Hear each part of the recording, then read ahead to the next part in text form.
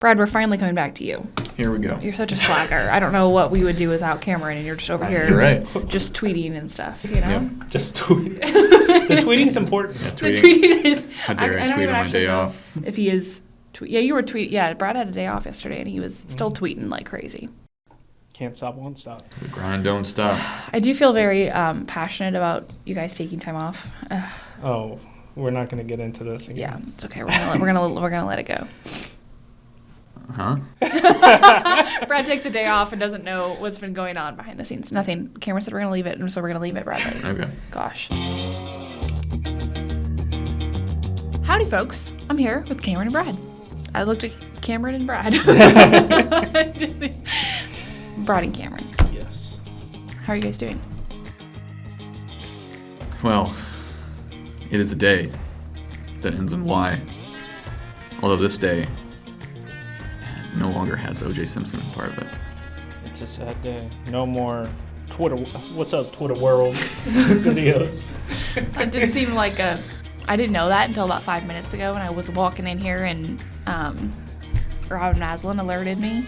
It does feel kind of like a cultural moment. Like, that's wild. You know, good news is that now the Ford Bronco's out again, the new version, and so they just have to get a white Bronco, and that can be the hearse.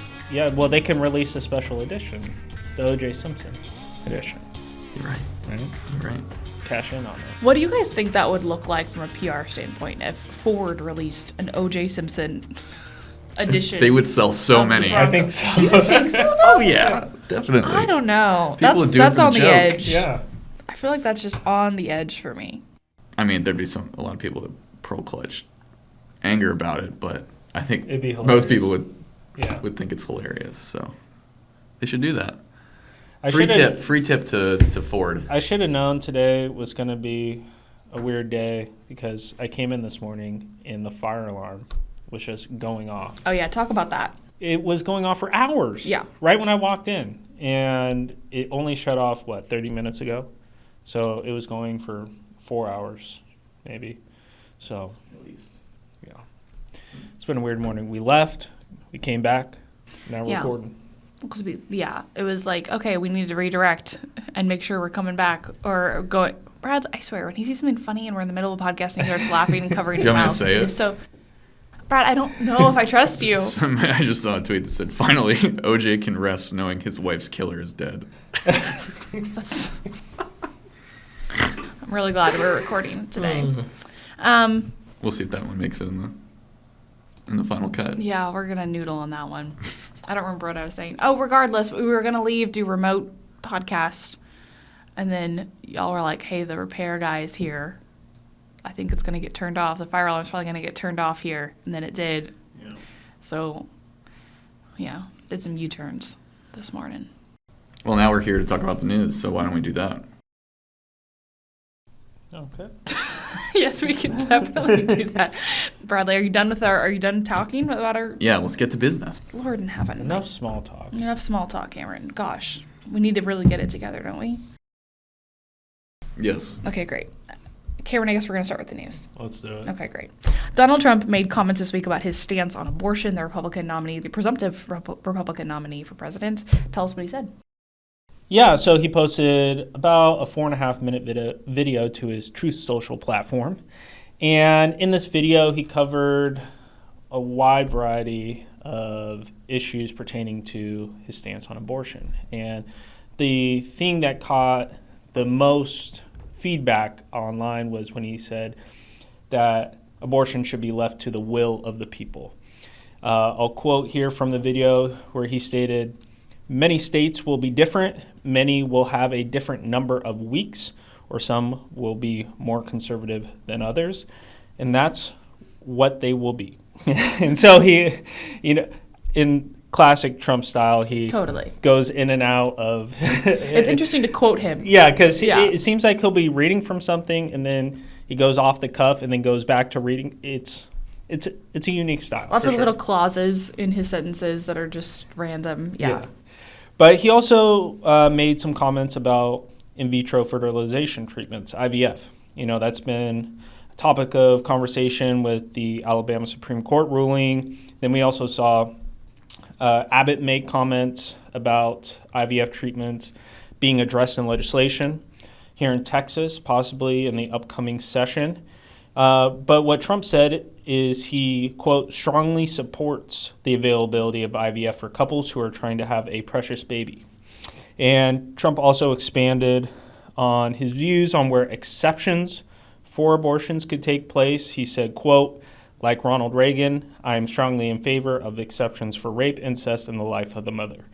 So this caught a lot of attention online, and I can get into some of those reactions. Yeah. Well, I think it's interesting him taking the stance or taking the approach of aligning himself very purposefully with a very popular former Republican president like Reagan, saying, right, I'm not that far. It's very interesting to watch that happen, particularly considering the criticisms he's received. So, yeah, talk about the reactions to this statement from Trump. Yeah, so we saw Texas Representative Matt Schaefer. He's not running for re-election. I make note of that. But he called Trump's will of the people comments evil and cowardly. We also saw President Joe Biden release a statement on the abortion message saying that Trump is scrambling. So I thought that was interesting because Trump also made comments about how he assisted in essentially overturning Roe during his presidency. And then we saw the pro-life organization Susan B. Anthony, Pro-Life America. They released a statement saying they are deeply disappointed in President Trump's position.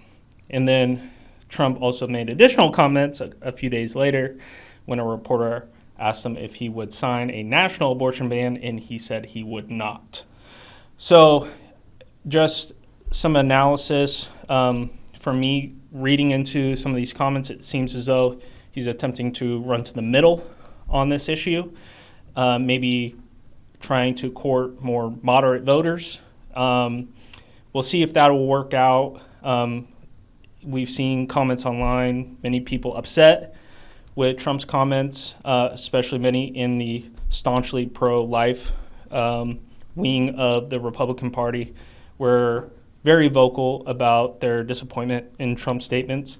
But it appears this is more a strategic move by Trump, at least in my assessment, attempting to court those moderate voters, especially as we have seen with the more progressive wing of the Democratic Party pushing for expanding abortion availability.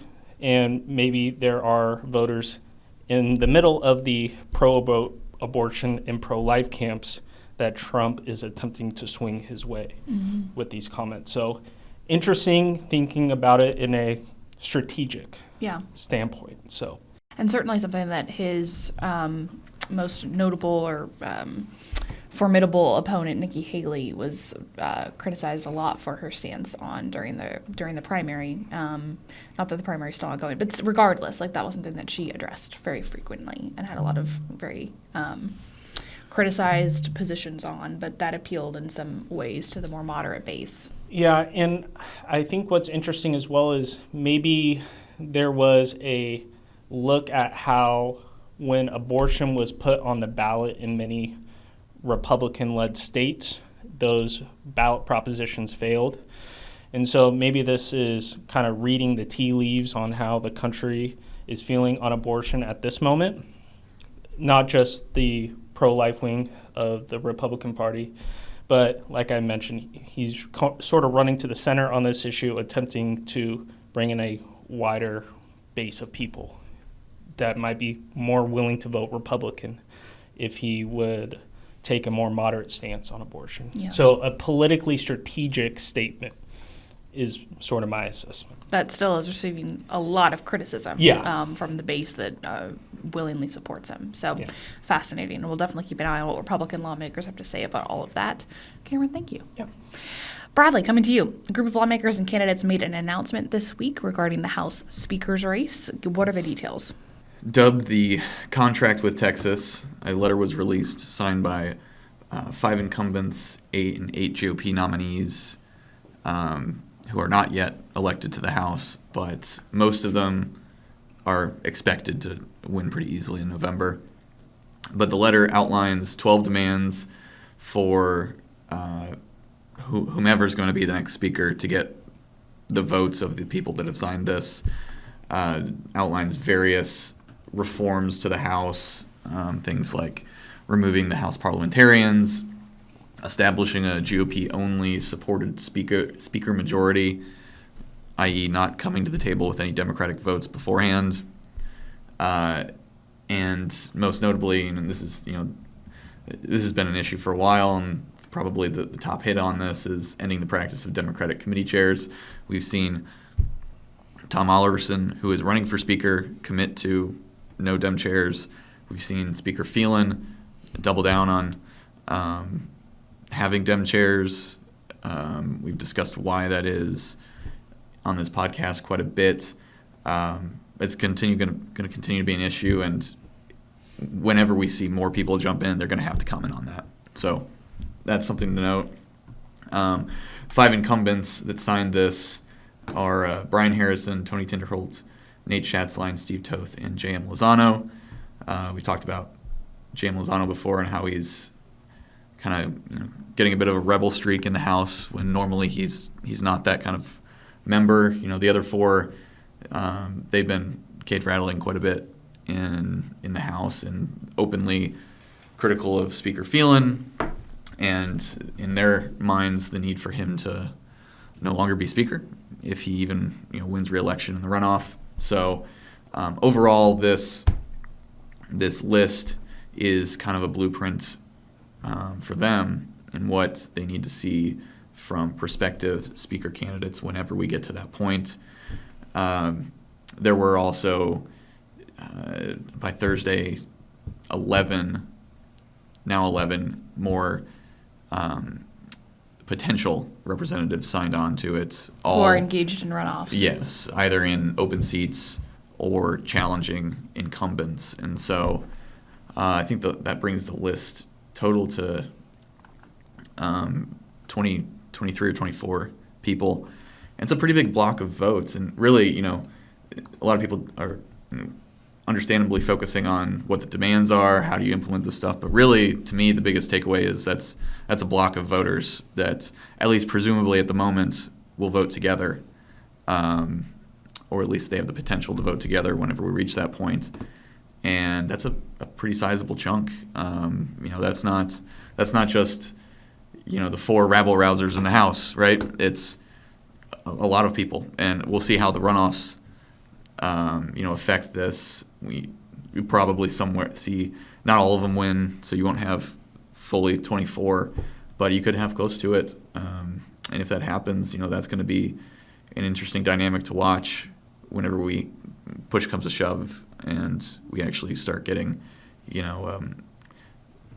not official votes, but people backing certain candidates and whatnot. I think speaks to the more frequent willingness of new members of the House to come forward and challenge leadership in some way, right? I mean, that's typically how that works. The longer you're in the House, sometimes members lose that willingness to challenge leadership in any sort of meaningful way, at least, in public way. And we're seeing with this new incoming class, which we talked about on our first episode of Smoke-Filled Room, of, okay, this is actually going to be a pretty sizable quote-unquote caucus of legislators who are very willing and have publicly stated on their campaign trails, hey, I'm willing to sign something and go against the speaker or challenge the ruling of the chair, whatever it is. So a big group of lawmakers here. Yeah, and the last guy that signed on to this is the most interesting one in my mind, Trey Wharton. In HD 12, he's facing Ben Bias, who also signed on to this before him. But Wharton is... he was, I think, the first, other than Hillary Hicklund, I think he was the first person Abbott endorsed in these races. And so it's interesting seeing, quote-unquote Abbott guy jump out on a limb like this. I think he's also backed by TLR. And it's just an interesting dynamic. Clearly he's trying to get out ahead of it and, not let bias beat him to the punch on this issue, prevent, bias from having a competitive advantage in this respect. So we'll see if anybody else joins this. I think that's pretty much all the races that are on the ballot in the runoff. But there are some incoming freshmen or presumptive freshmen that have not signed on to this. Hillary Hicklin's one. Joanne Schaffner. We'll see if they do. I don't know. Yeah. But, just interesting to follow. Yeah. And I am remembering, I think Mitch Little comes to mind, some of these members saying, hey, Oliverson has set a good precedent with his platform for running for speaker. Yeah. It's kind of the baseline that we'll accept, but there's no endorsement yet of Oliverson, kind of Right. waiting to see who else jumps into Right. the race. So And this they're doesn't supportive of endorse the anybody. platform, but it's not an endorsement of Oliverson, even though it Right. does align with a lot of what he said. Right. And there's still a lot more to come in this race. First and foremost, we have to see if Phelan wins re-election in May. So there's that. But this is the first, I think, kind of public group of votes, I guess, self-sorting each other. Identifying. Right. So. Well, let's talk about those demands. Yeah. Quickly give us through, what's in the contract. So I mentioned some of the top hits. Some of the more interesting ones that I thought, points of order. They want basically the parliamentarians, whoever the next ones are, if there are new ones, to not allow a situation like HB 20 to happen again, where the big border bill from Right. the regular session. right that died by point of order at a deadline because the parliamentarians sided with Rafael Anchia, a Democrat. The contention was that the bill declared war where the state legislature had no authority to do that. And then another one is, also on points of order, they want to stream point of order debates and scrums. Live stream. The scrums. They want those somehow recorded. Because right now you can see them on camera, but when they go do that, the camera pans out and you can only see just a wide shot of the chamber itself. A scrum, a scuffle, a rhubarb. Well, and then there's also Yes. the side scuffle that goes on when all the reporters rush to the end of the press box Right. and try to put their ear to That's why I like to sit at the very Yeah. the seat closest, furthest in. Yeah. That way I can catch some of the debate, the discussion. Oh, yeah. Because that's the only way you can hear what's being argued. Mm-hmm. But they somehow want to, get that captured and recorded for the public. I don't know if it would work. Maybe, who knows? But they might just have those conversations off camera now. Right.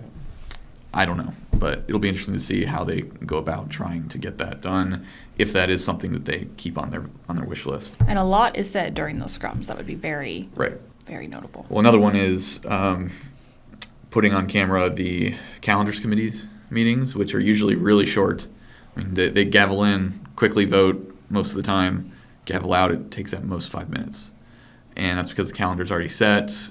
They generally know who's going to vote which way. They don't really bring a calendar to the floor without knowing they have the votes. So I'm not sure entirely what the purpose is for that, unless they actually start having debate over what's on the calendar when. But that's another contention they have. And a lot of this stuff is just 30,000 foot view.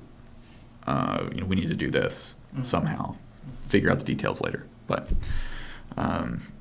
it, like you said, it's a line, and they're hoping that everyone starts from that point, from this point forward. Yeah.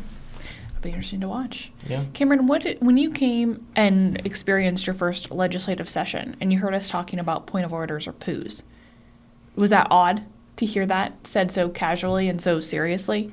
Well, I had to ask, what was a poo? Yeah. That's an awkward question. Not discounting the conversation that was happening before the camera started rolling, but Yeah, well, yeah. Nobody wants to know. But I think the point of orders was one of the more interesting things that I observed during the session. I didn't think they were going to be employed as often as they were, and how successful many of them ended up being. So me and Brad talked about this on Show Me Some Stuff about points of orders and the parliamentarians and how important they are to the entire process. And so I think it's really good to see that there are legislators, observing that how important these parliamentarians are. I'm not sure if, you guys would know better than me if these propositions have, an ability to be enacted, because you guys know much more about the history of the Texas legislature. So, but I do think it's very interesting to see that this past session, these parliamentarians and points of orders became so important, and now legislators are like, oh, we need to do something about it. Yeah. So. Parliamentarians, at least in the Capitol, too, kind of become pseudo-celebrities, right? Or like among staff, among members, they do have a lot of power, and of course they're working with the speaker, and so it's interesting. I remember when I was working in the Capitol, a few staffers and I were driving through downtown, and we saw Chris Griesel, who was the parliamentarian when Strauss was speaker in his last couple terms, and we were all like, oh, right? Like it was so interesting. We're like, so we see him in the wild, and that kind of is the attitude I think that the parliamentarians or that folks have toward the parliamentarians who see them every single day on the floor and see them at the forefront of these scrums making these decisions about the legality of the point of orders and the procedure, rather. But it's almost like when you're in elementary school and you see your teacher outside of the classroom. Yeah, like, totally. Wait, you have a life outside? Yeah, totally. You You're live like, at the school? You're just walking downtown Austin on your way to go grab dinner. Like, that's a crazy, crazy thing. But yeah. Okay, Bradley. Well, thank you for that rundown. Cameron, coming to you. Okay. Senate District 30 is one of the most watched races during the primary and now the runoff. And now we have two candidates that we're really keeping a close eye on as they're vying for the spot to make their way to the Texas Senate. You got a chance to ask the candidates some questions. Walk us through the answers. Yeah, so we have Brent Hagenbu and Jace Yarbrough headed to this runoff. And I reached out to both candidates to ask them some questions about a variety of different issues. And one of the main things I wanted to know is how they each interpreted the Don Huffines endorsement. I thought that was very interesting, especially as Don Huffines endorsed Hagenbu and called him an actual Republican. And so Yarbrough, when he got back to me, he told me that he was very proud of the endorsements he has gotten from Grassroots America and Texas Right for Life. And he added at the end of his statement that if you want to know why Mr. Huffines has now sided with the political class and endorsed Austin's preferred candidate, you'll have to ask him. And that referring to the fact that Huffines had previously donated to Yarbrough's campaign. That's right. During the primary. And so that about face was very notable for a lot of folks. And I think considering who endorsed both candidates, it would have been more likely if we were to predict Huffines' endorsement, it would have gone to Yarbrough. That's just what we probably would have expected, right? But it didn't go that way. So I thought that was very interesting. And Hagenbu was very appreciative when I asked him about this with Huffines' endorsement, saying that, quote, I believe in the fundamentals and hold firm to the spirit of Ronald Reagan and the ideals that rekindle a rebirth for the conservative movement in America. Reagan's our double mention. Yeah, exactly. And another thing that I wanted to know is, we see in these Republican primaries that many of the candidates have very similar views. It's very nuanced differences between the candidates. So I wanted to ask them each, what was the biggest difference between each of them? And Yarbrough relied on his, what he said, conservative convictions, and pointed to when the Air Force tried to force me to take the COVID vaccine, I put my military pension on the line, stuck to my guns, and said no. And Hagenbu made reference to Yarbrough being an ambitious young man focused on making a career in politics. And Hagenbu said he had a lifelong record of leadership and talked about his service and some of his business dealings. And I thought that was very interesting just in terms of how they see each other as different in this race because, like I mentioned, very small nuanced differences between candidates in the Republican primary. It's interesting watching Hagenbu also refer to Yarbrough as a young man, right? That is like such a subtle slight, saying like this guy's not as qualified as I am. It's so interesting to watch the campaign talking points from these guys. Well, and I asked them each also what their biggest success so far in this campaign is, and Yarbrough said that despite entering the race very late and being outspent, he's got big endorsements, and that he's very confident in the victory to get a victory in the runoff. And for Hagenbu, his biggest success, he said, was easy, the endorsement of President Donald Trump. And so we've seen Hagenbu reference that Donald Trump endorsement quite prominently in his campaign and in the runoff. So just some very interesting answers, and the piece was set up with them sort of appearing as having a dialogue. So I thought that was very interesting how we set up the piece. But one of the other interesting things is I asked them about what unique quality they would bring to the Texas Senate. And with Yarborough, he talked about putting interests of the constituents first, and sort of that contrast of being someone who would fight for the grassroots as opposed to what he continually referenced as the political class. And for Hagenbu, he mentioned that his unique quality would be his record of leadership, and again, pointing towards the fact that he's a veteran and been successful in creating a business. So just some very interesting insights from each of the candidates, and especially in this SC30 race, which is one of the most watched races this year. Absolutely. It'll be interesting to see if Yarborough does pull off the upset. Which it would be an upset, right? Oh, yeah, and it was absolutely. an upset that he even made it to, in some ways, the runoff itself, and he performed incredibly well. Oh, yeah. Oh, my I gosh. mean, a lot of the talk before the primary was, can Hagenbu avoid a runoff entirely? And he wasn't even close to avoiding a runoff. Yarborough was, 2-3 points behind him? It wasn't much. It was It was very slim. And, all these figures coming out and endorsing Hagenbu. I mean, Dan Patrick is clearly going to the mat for Hagenbu. He wants, his guy. This is the guy he essentially picked to be the next senator in SD30. I think Patrick was the first one to come out and endorse. And then you saw all the bigger endorsements come. Governor Abbott came, Donald Trump, of course. Which explained why Patrick endorsing is a big deal for a Senate candidate specifically. Well, that's his chamber, right? And he likes to have a very ironclad grip on the chamber. He wants members who are going to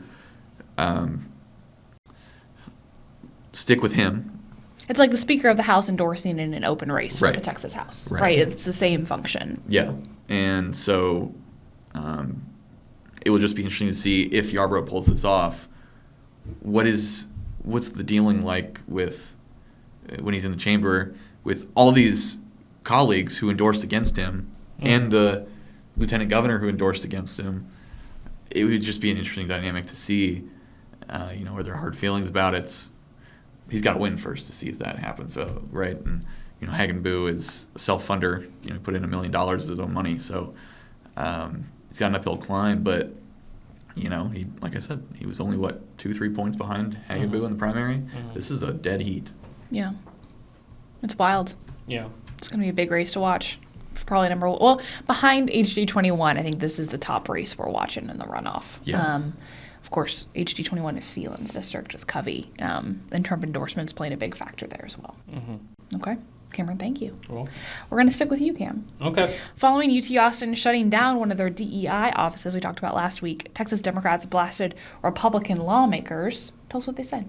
Yeah, so there was a online webinar press conference where Gilberto Hinojosa, he is the chair of the Texas Democratic Party.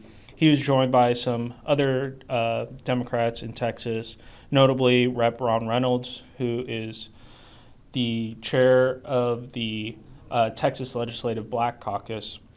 And during this webinar, there was lots of hyperbolic language thrown around about this DEI office shutting down at UT Austin, and they were really railing against what they called MAGA Republicans. And what we saw is Gilberto Hinojosa saying that MAGA Republicans are openly racist going after DEI. So very harsh rhetoric coming from the chair of the Texas Democratic Party. we also saw Rep. Ron Reynolds. He characterized Governor Greg Abbott's decision to sign SB 17 into law as a fear of being out MAGA. And that was in reference to Florida governors Ron DeSantis and the DEI ban that they have down in Florida.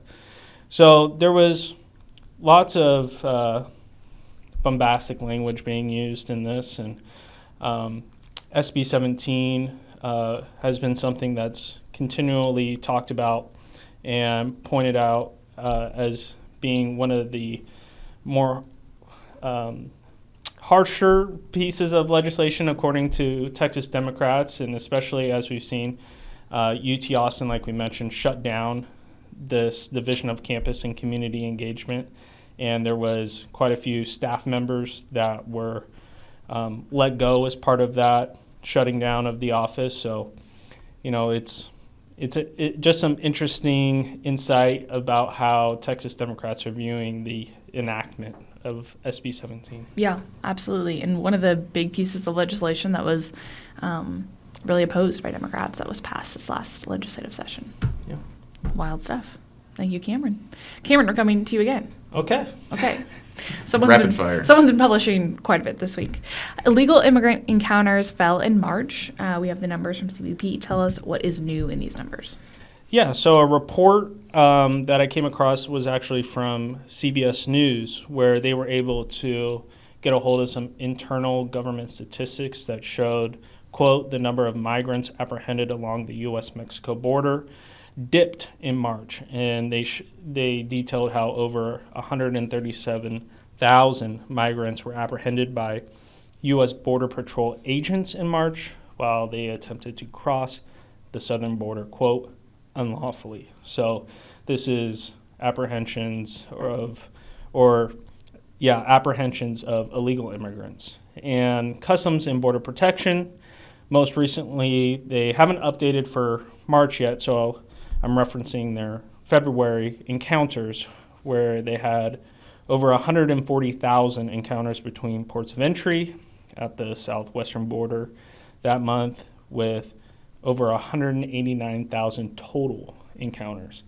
And then I mentioned in the piece that there was some comments from former President Donald Trump back in February talking about, because there was a story that came out about the rising number of Chinese nationals attempting to cross illegally. And Trump commented on that phenomenon, saying it could lead to a terrorist attack. And what was interesting about that is there was also, like I've mentioned in the past, the former Blackwater CEO, Eric Prince, had made mention of how foreign nationals from adversarial countries could lead to potential terrorist attacks on U.S. soil. So I thought that was interesting to include. And then also in December 2023, there was a record number of encounters with illegal immigrants. And CBP reported a total of 3.2 million enforcement actions taking place along the border in the fiscal year 2023. And so large numbers, even though there is a dip in March, as we mentioned at the top of this segment, there's still an issue with this border crisis. We've seen it attempt to be addressed with SB 4, but that continues to be tied up in a legal battle, essentially. But Abbott has taken steps with essentially pushing back against the federal government with the continued building of the border wall and concertina wire. So there are actions being taken here in Texas, but as we're seeing, there's still large numbers of people attempting to cross the border illegally. Yeah, absolutely. These numbers are still huge, right? We're still dealing with increased numbers and an influx of illegal immigration. So, yeah, Cameron, thanks for contextualizing all of that for us. You're welcome. Killing it. Brad, we're finally coming back to you. Here we go. You're such a slacker. I don't know what we would do without Cameron, and you're just over here You're right. just tweeting and stuff, you know? Yep. Just tweet. The tweeting's important. Yeah, The tweeting is... How dare I don't tweet even on my actually day know off? if he is... Yeah, you were tweeting. Yeah, Brad had a day off yesterday, and he was still tweeting like crazy. Can't stop, won't stop. The grind don't stop. I do feel very passionate about you guys taking time off. Oh, we're not going to get into this again. Yeah, it's okay. We're gonna let it go. Huh? Brad takes a day off and doesn't know what's been going on behind the scenes. Nothing. Cameron said we're gonna leave it, and so we're gonna leave it, Bradley. Okay. Gosh. Okay, the Attorney General announced another lawsuit against Harris County this week. What's it over? The state of Texas and Harris County will again duke it out in court, this time over a guaranteed basic income pilot program that would give 1,500 households in the county $500 per month. We've seen similar things in a couple different places, notably Austin is one. But this suit comes specifically against Harris County, who announced the program last year, and it was to be run through the Harris County Public Health Administration. On Tuesday this week, the Office of the Attorney General filed suit asking the court to halt its implementation before the April 24th start date. The families have already been selected, and notices went out, apparently. And so this thing is almost off the ground, and so Paxton is trying to prevent that from happening before we hit the date. He said in announcing the suit, "This scheme is plainly unconstitutional. Taxpayer money must be spent lawfully and used to advance the public interest, not merely redistributed with no accountability or reasonable expectation of a general benefit. I am suing to stop officials in Harris County from abusing public funds for political gain." When this was announced back last year, the Harris County Judge Lena Hidalgo said, "Decades of neglect, inequality, and discrimination have financially destabilized generations of Harris County families." That was justification for doing this. The lawsuit comes, the onus for this lawsuit was a request by Senator Paul Betancourt, who chairs the local government committee in the Senate, to evaluate the program. And obviously he's in Houston. He's from the area. Yes. He's been critical of this before. And finally this, after looking into it from that request, the OAG's office has now decided to sue officially. In response, Lena Hidalgo said in a press release, "I feel for these families whose plans and livelihoods are being caught up in political posturing by Trumpian leaders in Texas. Like with abortion rights and basic gun safety, Texas far-right leaders grab at any opportunity to proclaim their Trumpian rhetoric, and they do it with impunity because they know that the people they're hurting are not billionaire donors, but everyday people with limited political power." Obviously, two entirely different strands of messaging that are never going to be reconciled. But the legal issues in this case are actually pretty interesting. So I'm not sure obviously it'll have to move pretty quick, whichever way it goes, because we're almost to the 24th when this is going to be implemented. But who knows how fast it will happen. Yeah, absolutely. Also, I'm sniffling like crazy. These allergies are getting me. Are they getting you guys today? Yeah. The last 3 They weeks. just came over me the last 30 minutes. So excuse me if I'm sniffling in your ear, folks. Well, I didn't notice. So. Well, but people with the listening know the microphone's in front of my face. When they announced this guaranteed basic income pilot program, did they make mention of any other previous attempts at implementing this? Because if I remember correctly, the one I remember, there was one done in Stockton, California. Mm-hmm. I don't know the stats on if it was successful or not, but I know it's been tried before. Yeah. Well, Austin has one working right now. Mm-hmm. And I think San Antonio has a version too. Yeah, sounds right. Austin's was $1,000 per month for 85 families, and they just finished the first year of that program. Austin said it went well. I'm sure there's others that would disagree.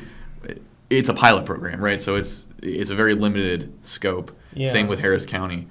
But the reason there hasn't been a lawsuit against Austin, or at least I don't think there has been one, and this is a chief contention made within the lawsuit filed against Harris County, is that counties, because they are direct subsidiaries of the state, can only do what state law and the Constitution explicitly permit them to do. Mm-hmm. Whereas cities, home rule municipalities, have a lot more leeway because they've been granted home rule status. Now, we see that that issue taking center stage in the preemption debate over the Death Star bill. And there's a lot of back and forth on that. How far does home rule status extend? How much authority does it actually give these localities? What the state gives, can it take away? Things like that. But with the counties, it's a lot more straightforward. And, for example, Article 3, Section 52A of the Texas Constitution says, except as otherwise provided by this section, the legislature shall have no power to authorize any county, city, town, or other political corporation or subdivision of the state to lend its credit or to grant public money or thing of value in aid of, or to any individual, association, or corporation whatsoever, or to become a stockholder in such corporate, yada, yada, yada. The important thing is that in the contention that's being made in this case is that that explicitly prohibits state dollars going to this group of individuals. Now, I saw counters to that argument applied to, well, what about school choice vouchers? Does the same argument apply there? Maybe, I don't know. I'm sure if the legislature creates an education savings account program, there's going to be lawsuits, right? Mm-hmm. And I guarantee you that contention is going to be made in a court case. Mm-hmm. Is it successful? Is it the same scenario? I have no idea. That's obviously something that a court would have to rule on, but you can see the table is set for that argument to be made. And in this, though, it kind of seems pretty straightforward, though I don't know. Yeah, I'm just interested in if they are doing this pilot program because they have evidence that it's worked before, or they're just saying we're going to try this. And I'm wondering also, like, the qualification to be included in the pilot program, like how did they select these individuals, and are these individuals also a part of other entitlement programs or welfare programs? Because we've seen, when we saw someone like Andrew Yang, when he ran. I was literally about to say, this is bringing me back to the Yang days. Yeah, the Yang gang. The Yang gang. Well, he ran on trying to implement a UBI. And if I remember correctly, he was saying that would replace government entitlement or government welfare programs. So people want to get the Milton Friedman case, right? Yeah, so I thought that was interesting, but I just haven't looked into what they're essentially, what's involved in this. This is not in lieu of anything. Any other welfare. Like, all the people in this are low income. Yeah. And I don't know all the parameters for how they selected it, but. Well, because just some arguments that I've heard before on, like, why UBI would work is because I think they point to how some of these pilot programs, the people who are utilizing the UBI are spending it on things like food or childcare or whatever it may be. But I just don't know bringing it to a larger scale of people, how that would work out. And then what are the parameters with this pilot program? I'm just not sure. Well, as far as I'm aware, and this has been some of the messaging from the side that's critical of this, is it's no strings attached. It's here's money, you can do with it what you want. That's by design, I think. The idea is to give people more financial flexibility to make their own decisions on what they want to use it for, right? Is that actually what happens? I don't know. But going back to like a voucher program or a education savings account in this case, that has a specific line item of things you can use it for. Yeah. Does that mean that it's not the same scenario? Maybe. But for this, there appears to be no oversight. Well, I think that's the interesting part is if you are comparing it to like a school voucher or an ESA account, there are specific things that you can use it for. But if there is there's no parameter set in a UBI program on what they can spend it on, right? And if there's not the strict oversight, where people might be spending it on, personal items that might not be for like living expenses or whatever, but they're whatever maybe they're spending that money on, how useful is it really?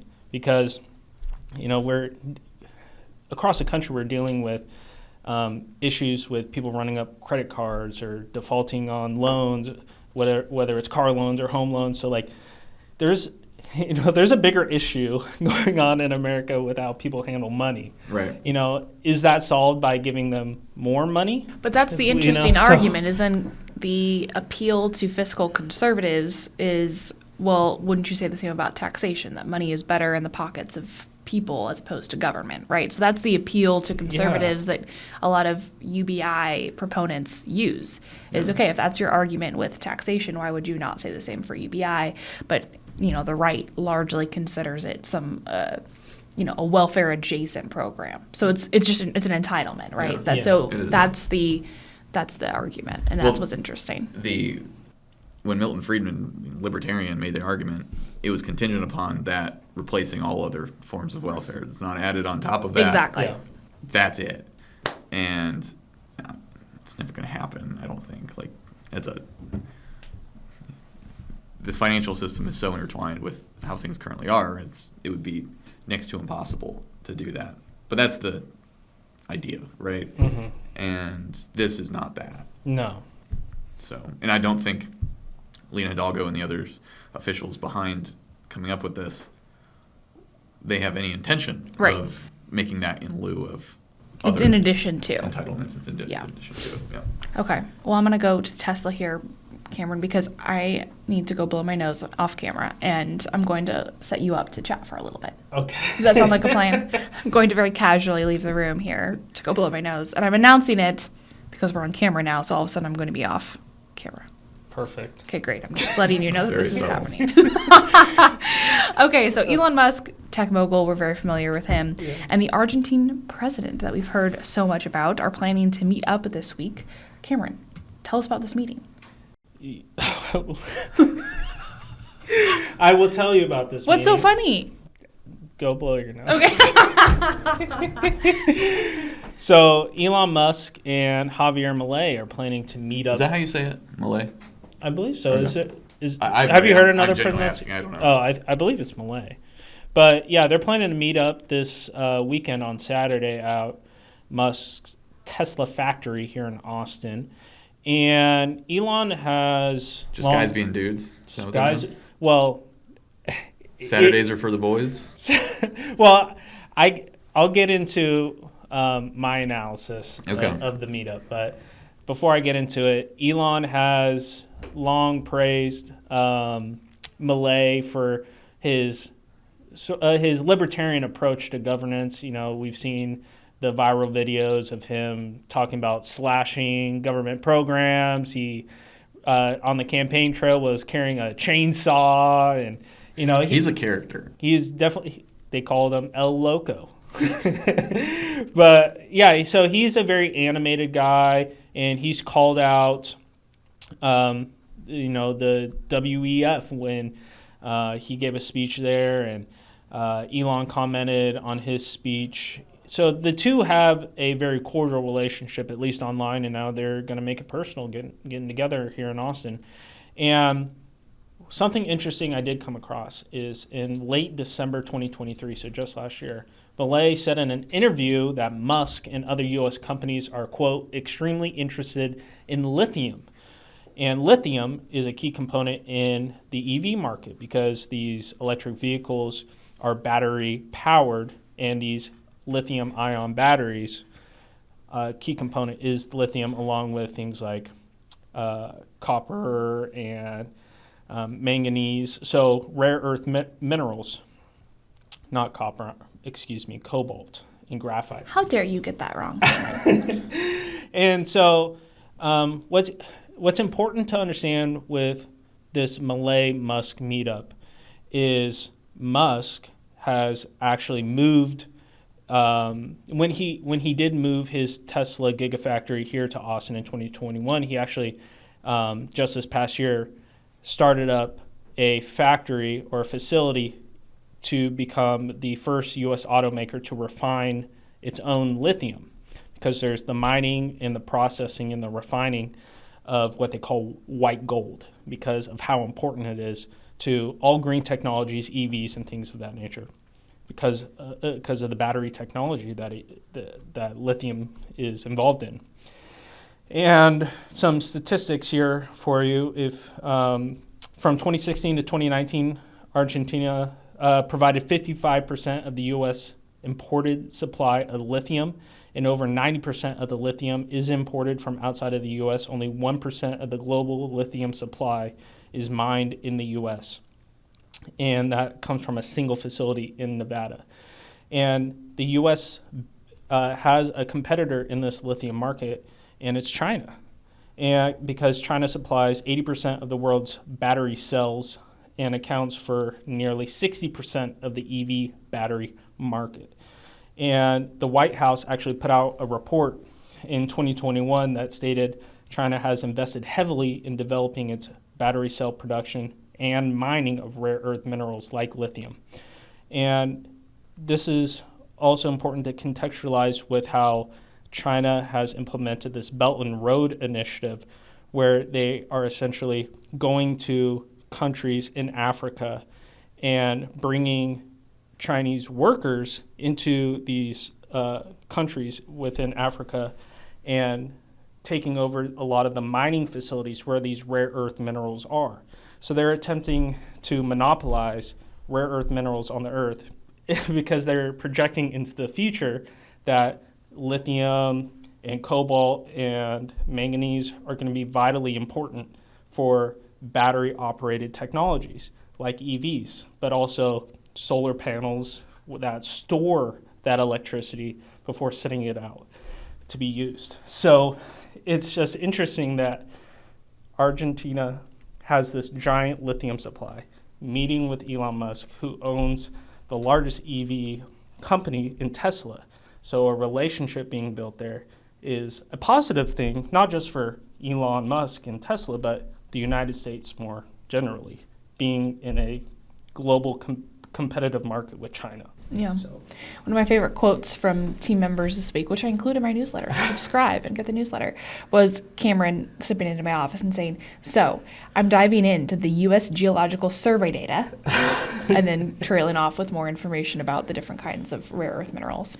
Well, it made me giggle. Well, it's just sort of things that happen, behind the scenes.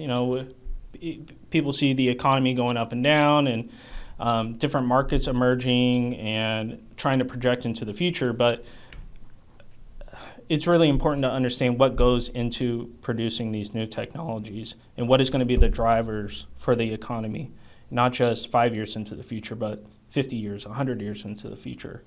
And so if people are predicting that green technologies and battery storing energy technologies are going to be the future, and lithium is a key component in that, you want to identify where the lithium is coming from, because they're going to be big players in the global market. Yeah. And so this relationship that Milei is establishing with Musk here in America, I see it as a positive thing. Yeah, it's very interesting. Well, Cameron, thank you. Okay, gentlemen. Really fast, speaking of newsletters, I want to plug y'all's this week. So quickly debrief for us, Bradley, what you wrote about in fourth reading. Well, the main section's on some comments made by former Speaker Joe Strauss, and namely he said, "I think I represent a faction of the party that is larger than people give us credit for." There's more moderate wings, obviously, on the outs of authority at the moment. The primaries showed that, but I go through some polling data in there, and there's still a very real more moderate contingent of the party. It takes a couple different lanes, but it's interesting. But the more interesting thing, I think, is I go through the data on the number of voters in the HD21 primary that had Democratic history. So there's a lot of talk about closing primaries, the need for that, and it's pretty interesting to see how much there actually was. So like of the almost 3,000 voters, that's about 9% of the total that voted. 2/3 had only one Democratic primary under their belt. as opposed to 5% that had 4. And that's from 2016 to 2022. So I had to cut it off somewhere. I just did the most recent ones. And even more interesting is the breakdown of our history among those voters. And it's a pretty even spread between those who had Are being Republican. who had no GOP primary history, who had 1, who had 2. You know, when we talk about this, how do you classify who's a Democratic voter? Does 1 primary in the last 4 cycles, does that make you a Democratic voter, regardless of if you voted in the Republican primary all 3 of the other times?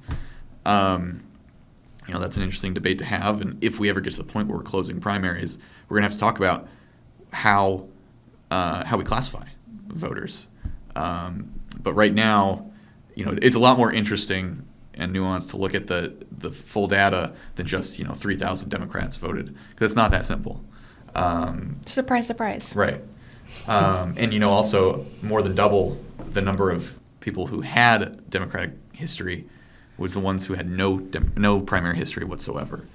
All this is going to be very interesting to see how it plays out in the runoff, who turns out, who's more motivated. But this is, I break it down in the newsletter, and I think it's pretty interesting. It's all about turnout. Yep. Cameron. Yeah, it is. It was a great piece. Lots of great sports references. You're the only one that got the Joey Gallo reference. Really? The only one that at least said it to me. So No, I didn't get it at all. You should click the link, and you can see. I check all your links before we publish. I just didn't examine it closely. You check all the links? Yeah. Do you read the articles?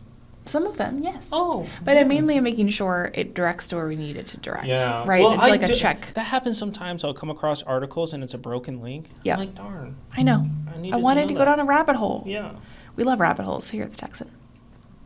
None more than me, it seems. I was going to say, speaking of such, Cameron, tell us about Redacted this week. Yeah, so I sort of delved into how our political discourse operates in the age of social media. And I sort of used the Texas Ethics Commission proposed rule about how they would require social media personalities who make political posts to reveal if they were paid for it. I use that sort of as a jumping off point, especially when we saw the voter rules, essentially scandal, pop off on X when Elon retweeted something that turned out not to be true. But it popped off. But it sort of spread across the internet before the real information could come out.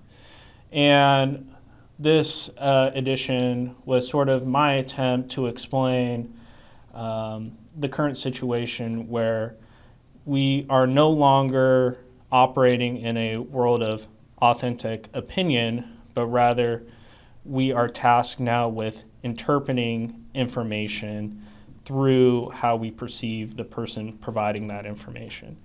And so I highlighted some thinkers that I like to read, like Jacques Ellul. He's a media theorist and philosopher. Say the name again. Jacques Ellul. Okay. Yeah, seeing the last name, like Ellul, was what was hard for me to understand how to pronounce when I was reading your piece. I was like, how would you even say this last name? Ellul, okay. Yeah, he's written a lot about media theories in terms of their impact on how we operate in the world. And one of the things he talks about is how information technology actually has an impact on our presence as a human being, and how we turn ourselves into essentially machines attempting to interpret everything rather than viewing things as authentically as they are. And so it has this presence of being on ourselves. So I also mentioned someone that I read quite a lot, Jean Baudrillard, who... These names, it's impressive. Well, and Baudrillard, his main ideas is that we're operating in sort of this simulacrum of reality in the same way that everything that we perceive has essentially been commoditized. And I mentioned that in our piece, where how are we as lay persons attempting to interpret the news and politics supposed to do that in a world where we can't even trust the information that we're being provided is authentic information if people are being paid to say certain things? And so I sort of delve into those more philosophical elements in this piece, which was enjoyable for me, and happy that you let me do that. And I think if people are interested in learning more about this stuff, a couple books you guys can read are Propaganda by Jocko Lull, or you can read Simulation and Simulacrum by Baudrillard, or you can, there's a documentary series called The Century of Self that was put on by the BBC, and that goes into the different Freudian concepts that were introduced into advertising, and how essentially one of the big concepts is how everything has become sexualized to play upon those more primitive aspects of our consciousness and sort of tap into those more carnal desires. And so if people are interested, I link to all that stuff in the piece and they can dive into it. They can dive into it. Interesting. Bradley, what are you fist pumping over here about? Nothing.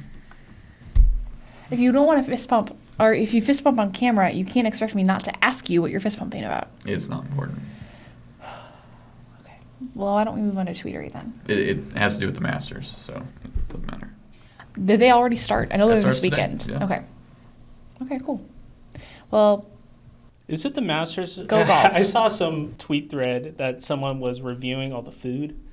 Oh yeah, that's funny. Because It's really cheap food. yeah, that was the thing. Like that's what the whole thread was about, was how cheap everything was, and they were like taking pictures of like the chicken sandwich. at the Masters, cheap Yeah, food? cheap food. That's a yacker. Yeah, so I thought that was funny. Huh. Okay.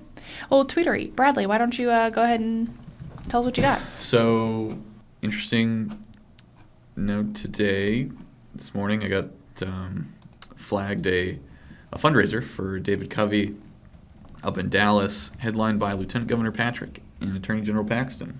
And so, host committee levels are up to $50,000. So I think they could raise a lot of money. And they on will this. raise a lot of money. Yes, probably will, yes. And the host committee's huge. It also has a lot of some elected officials, some legislators, some likely to be legislators on it. Mitch Little's on one of them. So that's just something to note. That's on May 1st, that fundraiser's happening. So, the big guns are coming out, and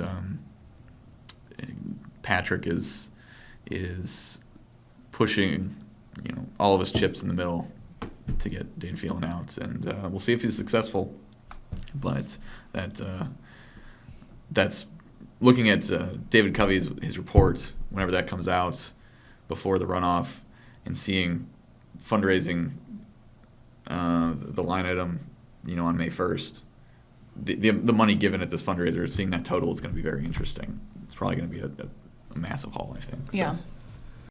Well, isn't there some like golden rule of whoever spends more in an election usually wins? Something like that. That's a good question. I'm sure it's... I think I've heard that somewhere. On on the national level.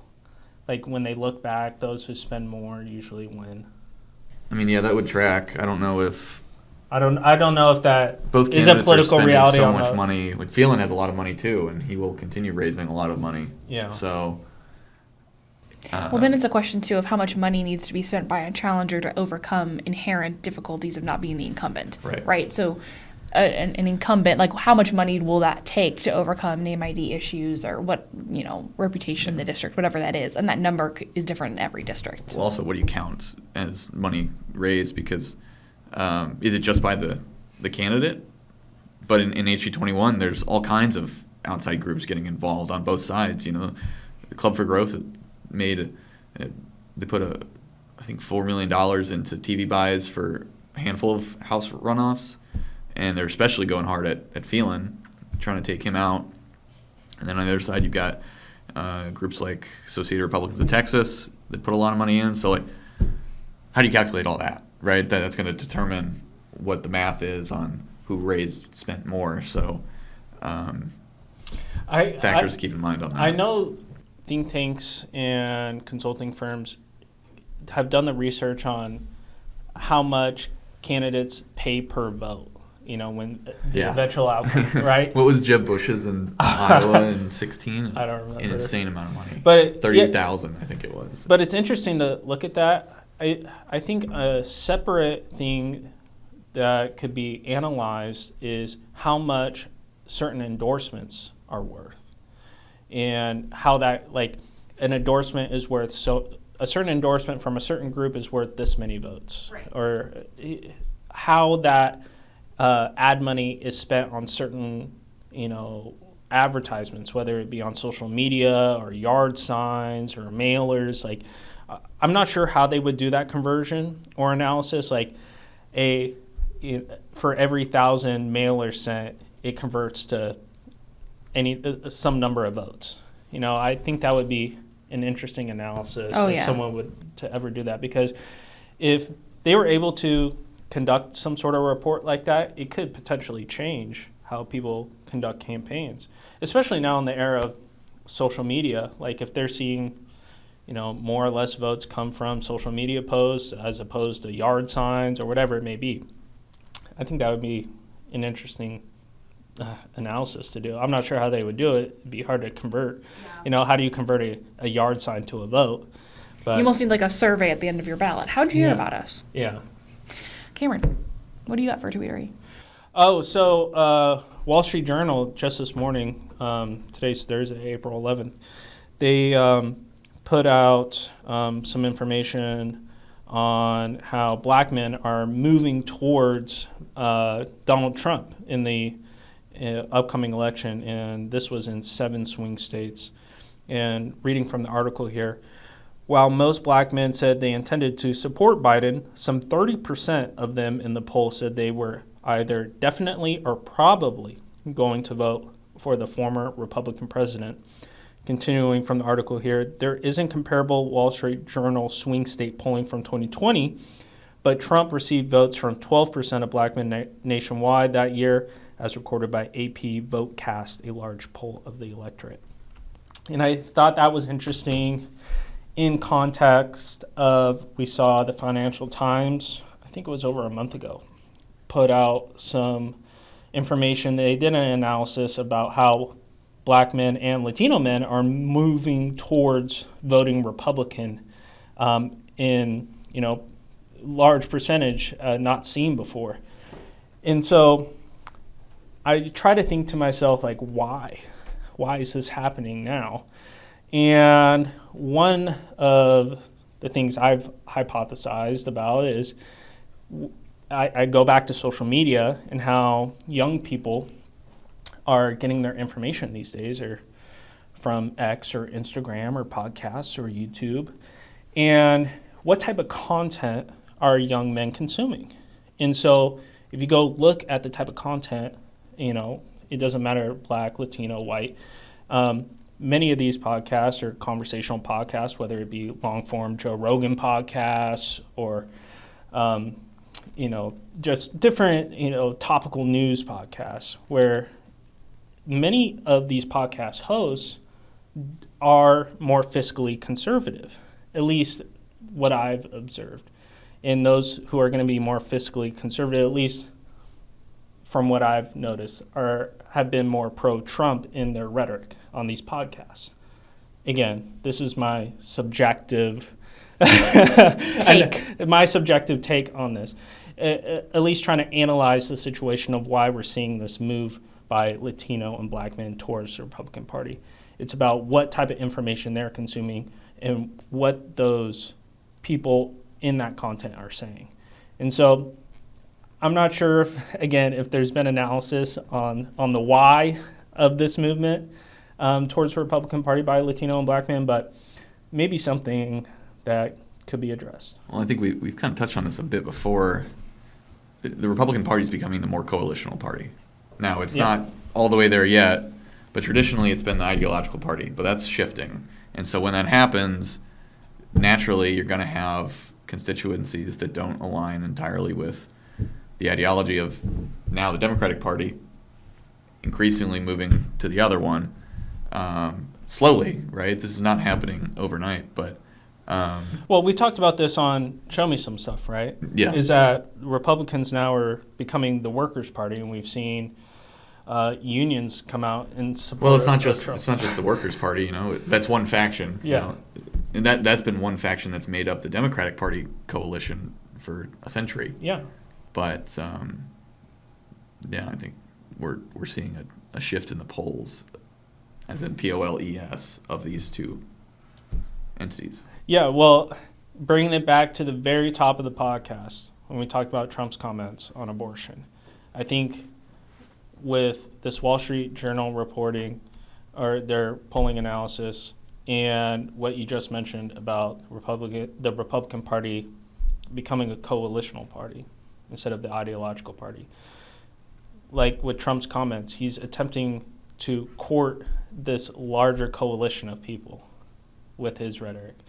And that's why I mentioned it was probably more of a politically strategic move.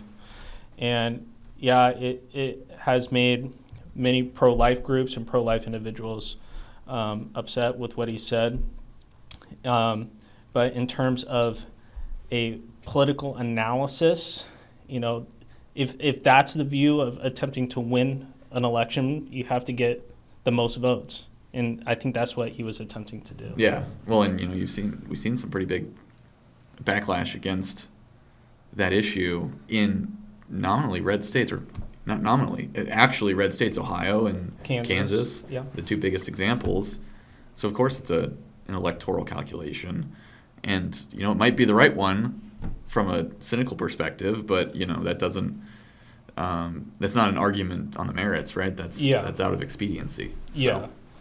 Yeah, and I think that's the reason why there's been this back and forth about not just Trump's comments, but about how the Republican Party has become a more coalitional party where we can't really define what is a Republican anymore, is because there are those that would like everything that Republican politicians to say to be conservative, principled statements, but according to a certain ideological view of what is a conservative Republican. While there are these new people coming into the Republican Party that elected officials or potential elected officials are attempting to court a much wider base of voters now that they could potentially vote Republican, maybe for the first time or for the second time. Yeah. And so that's why we're sort of seeing a change in how politicians are saying things online or in the public. Is the Republican Party is much wider in types of acceptable opinions now. Which then gets criticism from those who've been, Long-time stalwart Republicans for many decades, saying we're abandoning principles by turning our backs on things that are platform issues. But which I think it could lead to a potential turning point in what it means to be a Republican nowadays, is that with this new breadth of voters that could be potential Republican voters, will that lead to a change in what it means to be a Republican and the types of legislation that is proposed along with that? And so it could lead to big changes in the future. I mean, look at trade policy. after this, I'm going to cut us off because we're already over time. Oh, geez. Look at trade policy. 15 years ago, the Republican Party was very pro-free trade, and now it's not. Yeah. And so, it's an example of that happening. There. We could talk for a long time about trade policy. I won't say anything. Cameron was like, oh, his eyes lit up about that. Well, send me some stuff, All right. Next There we go. episode. There you go. I do want to also plug the other monthly podcast that we have at the Texan is Smoke-Filled Room with me and Brad. Mm-hmm. A new episode comes out Monday. Yeah. This being the month of the NFL draft, we did our own draft. We drafted politicians for different statewide positions that we think are going to run for that. So Should be interesting. Or I thought it was interesting. The premise being that if Trump resumes his position in the White House, and let's say a bunch of very supportive members of the Texas statewide delegation assume roles in his administration, who would take those spots? Who would fill the vacuum? Who runs for what? And We name names. Ooh. Yeah. I'm sure we got some wrong. Like, Well, yeah, of hindsight will be course. 20/20, right? But Yeah, yeah, it was fun. it was fun. I'm curious to see what reactions will be and if we'll get any flack for it. But it was Yeah. fun. It was all in good fun. It was hypothetical, of course. And we had a good time. It's just our predictions is what we kind of went off of. Yep. Okay? Can I close it out? Yeah. Yes. Are we about to end Yeah, it? we're ending. We Okay. Yeah. The Drudge Report headline: Oh, Lord. Cancer murders OJ. And with that, folks, And that Drudge still got it. thanks for listening to the Weekly Roundup, and we'll catch you next week.